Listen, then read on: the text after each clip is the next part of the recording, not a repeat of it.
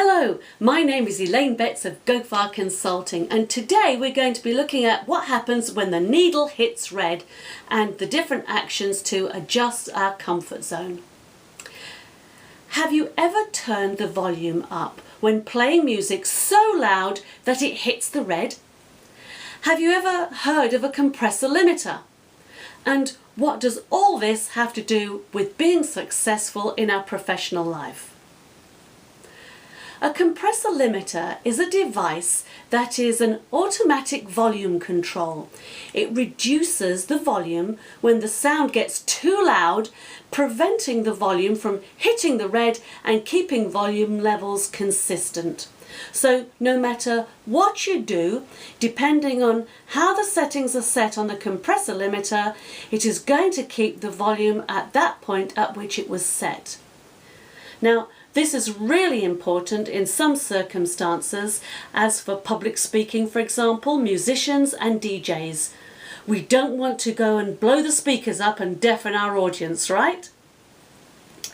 So I was so excited because I realized that how this happens to us on a daily basis without even realizing it, and it limits our business capabilities.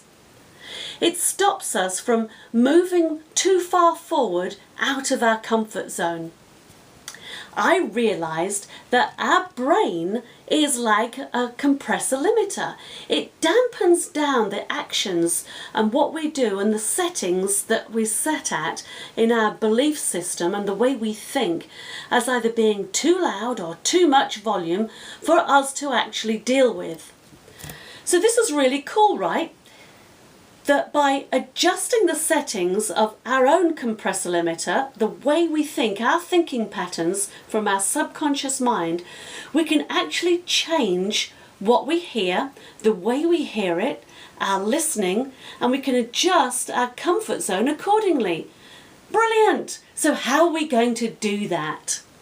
So let's have a look at 4 different actions to adjusting our comfort zone. Let's have a look at the first one.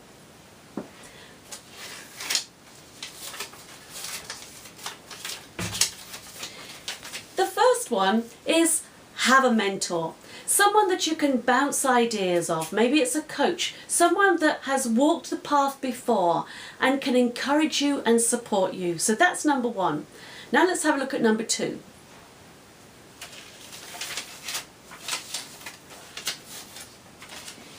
Be up to date. Be up to date in your industry. Take classes, take workshops, be the expert in your field. And by doing this, it will build your confidence. Number 3, a favourite. Number 3, practice, practice, practice. It doesn't matter how much you sort of read books on things. Take swimming, for example. You can read all you like about swimming, but until you jump in the pool, you're not going to learn how to swim. And nothing can replace experience and just trying things out. Now, the important thing here is practicing things that are doing them the right way. It's no good practicing things that are incorrect. So practice the right things, which again will help build your confidence and make you much better at what you do. Now let's have a look at the next one. Number 4 is have systems. Systems are crucial. They're so important. By having systems in place, this can act as our checks and balances. It's a way of having accountability and tracking to make sure that we're on track with where we're looking to go and that we're not missing anything out.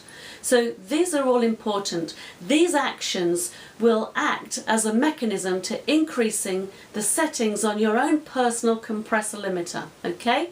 Now, if you would like a free download to assess where you're being held back, please visit our website. You can get the free download from there and be happy to talk to you further.